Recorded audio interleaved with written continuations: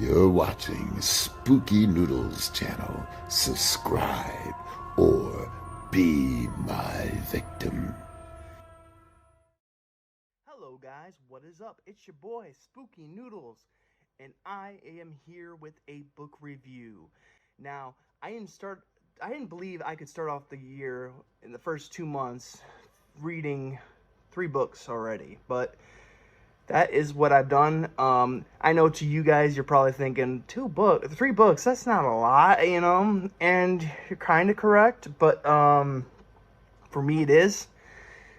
I didn't expect to jump off and finish 3 books this year. I know Unabortion was like, kind of one of those like very short books. It's like a novelette.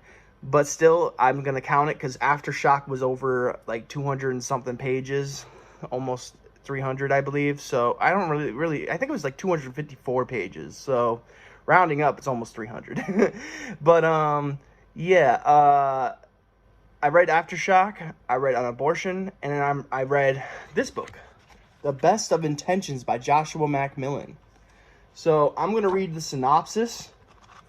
Then we will delve into this. But I first wanted to show you that mine is signed. It actually says, "To Nick, thank you for the support, Mr. Spooky Noodles. Keep writing. How far would you go?" Pretty cool stuff. I'm going to pause it real quick, and then we're going to read the synopsis. So I'll be right back. I'm about to read you the synopsis. Hopefully you can hear me because I know my phone's been having audio issues, so I apologize. But the volume does eventually go up, so by now I think you can probably hear me. So, The Best of Intentions by Joshua MacMillan. Let's read the synopsis. So here we go. 10 days. 10 days. 10 days, that was what the slip of paper tucked under his windshield had read. At first it appeared to be a misunderstanding, a simple prank meant for someone else. Corey Laughlin has been dealing with his PTSD ever since his final deployment with the United States Army. His nightmares are touch and go, only flaring up when he is under stress from his day job as the supervisor of a security company. Little did he know, a typical morning of sipping coffee and having his morning cigarette would be the starting point of his descent. His workload becomes a problem, and his nightmares begin to slowly unravel his mind. His abuse of alcohol doesn't make matters any better, and his grip on reality begins to falter when another note arrives. This one reading 8 days. He is convinced that someone aims to do him and his family harm. How far would you go to protect the ones you love? So that is the synopsis. I'm going to pause the video once again, and then I will read my written review, and then we'll delve into it some more. So here we go. Okay, so I am back. And now I'm going to read my written review for this book. I'm going to set the book down real quick. And now I will read to you what's on my laptop screen. So here we go. Wow. Corey, an ex-soldier, is struggling with nightmares. His family is concerned, but don't think much of it. Life is good overall for him. But things take an ugly turn as you flip through the pages of this book. First of all, this story packs an emotional gut punch. It's filled with passion, and I can tell the author put a lot of himself into this book. The characters were great, and the story was smooth. Now, I myself wouldn't consider this a horror read, but I did enjoy it nevertheless. The horror comes at the end of the book, which, for obvious reasons, I won't spoil here. Reading this book, I knew what was going to happen from page 1, but it was like watching a train wreck. There's nothing you can do but watch the mayhem ensue. Even though I knew where the story was going, it didn't dampen the book for me any. Wow, it didn't dampen my experience with the book. What did I mean to write here? It didn't dampen the book any for me. I just wrote my for some reason there. I gotta delete that. I listened to the audiobook for this story and enjoyed it. I highly recommend giving Joshua MacMillan a shot. He's good. Overall, I give this book 4 stars. That's 4 stars. Now, let me pull the book back up. This is from DNT Publishing, as you can see right there. Boom. DNT Publishing is amazing. They pack a bunch of books like, well, Joshua MacMillan's one. Daniel J. Volpe's another. They just did Ruth Ann Jag, I think her name is, or I can't remember her name, but they've been pumping out books left and right. They're a good publishing company, and everyone believes in them, so I'm really happy to start reading more and more by DNT Publishing. Last year I read A Gift of Death by Daniel J. Volpe, which is DNT Publishing, and it was really good. And this is no different. This one was really good. I don't want to say it's horror, though. You know, it has horror elements to it, but is this a horror book? I don't know what to classify it as if it's not. So I'm just going to say it's a horror book, but honestly, it could be just normal fiction. You know, I don't know what to really consider it. Because if I tell my horror readers to read this book because it's a great horror book, they're going to have skewed opinions when they're finished with it, because it's not really a horror book per se until the very end. And yeah, that's all I have to really say. There is a cool scene with a snowman, which I won't get into because I don't want to spoil anything, but that snowman scene was probably the best scene in the book. Joshua MacMillan has a way of writing, and I love it. So yeah. So that is the end of the review. Very short review, I know. I actually don't know how many minutes this came to because I did it in 3 or 4 separate segments. Probably 3 segments, I think. So, yeah, hopefully you guys enjoyed this review. I know I really liked the book. I already posted my review on Amazon, Godless, Goodreads, Facebook, and now YouTube. And I'm going to start doing more reviews on Godless because I always forget to post my review on the Godless because I don't know which books are on Godless and which books are not on Godless. You know what I'm saying? So that's on me. But I'm going to change it soon. So yeah. And by the way, we have 3 more days until my book, Chilean Centipede, releases on Godless and Amazon. Hopefully the paperback will be available on the 8th as well. I'm going to get it ready on the 7th, send it to Amazon to review, and then they will post it when it's ready. I'm hoping sooner than later, but we'll see. I know sometimes Amazon can take a few days, so I'm going to send my thing on the 7th, and hopefully it'll be ready on the 8th. So 2 days I will set that up for the 8th.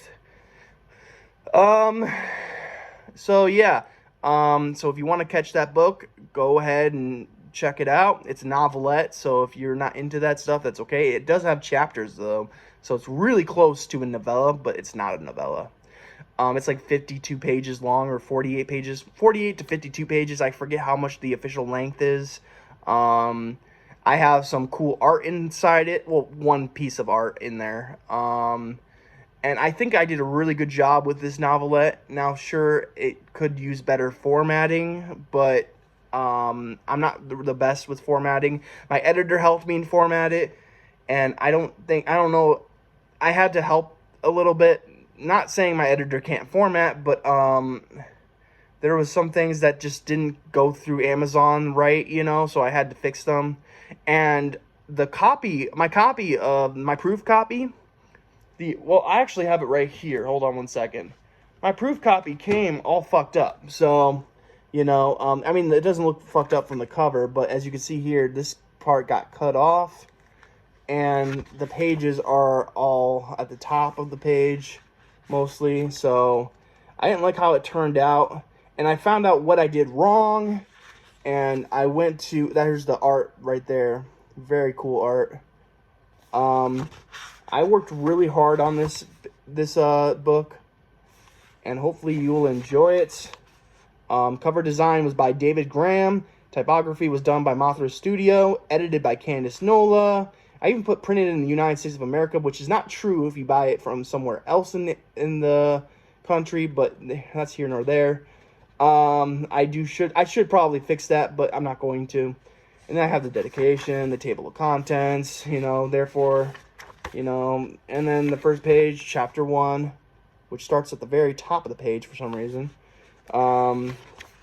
But I formatted it better, and the paperback, I'm going to get my proof copy today, my second proof copy today, and hopefully it comes out very good. If it doesn't, then you might see a few days until the paperback comes out. But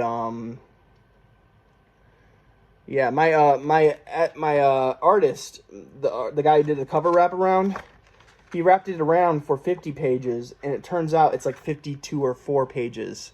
So it does disturb the cover a little bit, but hopefully I fixed all the issues, and this paperback will be coming out on, what did I say? On the 8th. So yeah, it's a very slim book, you know, not very much. It's like almost a chap book. I wouldn't consider this a chap book, but it's almost a chap book. And I'm looking very forward to reading, or not reading, I'm looking very forward to you guys giving it a shot. It's a really fun story that I wrote. A long time ago I wrote it, and recently I finished it. So, you know, I actually published this already once, and it didn't turn out well. I changed the name to Chihuahuan Centipede rather than Chihuahua Centipede, because Chihuahua doesn't spell Chihuahua, it spells Chihuahua, and that is not how you pronounce it. The Chihuahuan Centipede is going to be phenomenal. I hope that's how you say Chihuahuan Centipede. I have to look it up again, but I'm pretty sure it's Chihuahuan Centipede. It could be Chihuahuan. I don't know. I'm just your stereotypical white guy, so I wouldn't know these things. I don't live in Texas where the desert... I don't live in Texas and Mexico and New Mexico where the desert's located, so maybe even Arizona, I'm not really sure. But yeah, it's a big desert, and hopefully I'm getting this right, because I really want this book to be good. The audio narration, I've already found a narrator. I did submit it for, I did cast some people just in case the one narrator fell through. I think he's going to be on board, though. He's got to read the story first, and then if he likes it, then he'll do it. If he doesn't, then he won't do it, but that's here nor there. So I'm really hoping that he'll do it, because his voice is awesome. He narrated Field of Fiends, so if you've read or listened to Field of Fiends, you know what you're getting. He does an excellent job with sounds and music and stuff like that, and I really like Field of Fiends audio narration. In fact, I think it makes the book much better than it actually is, because Field of Fiends, honestly, in my opinion, is not my best work, but it's one of my... I had a lot of fun writing that book, and the audio narration turned out very well, so... You know, I wanted to go back with him. John Wayne Cominelli is probably too busy to do an audiobook for me right now. Plus, I don't think Chihuahuan Centipede would be up his alley anyways. So, you know, I just decided to go with an older narrator I've worked with before. I really hope he does come through and does want to narrate this book, because his voice is amazing. He does cool sounds, and he's only getting better the more he does narrations. I gave him a shot before, and I'm so happy I did, because he's amazing. But this is too much about my writing. This is not supposed to be about me. This is supposed to be about Joshua MacMillan. So I'm going to end the review now. I hope you guys are having a great day. I hope you have a spooky night, and I hope you go out and buy Joshua MacMillan's book from DNT Publishing. I'm Nick, Spooky Noodles. Peace out, guys.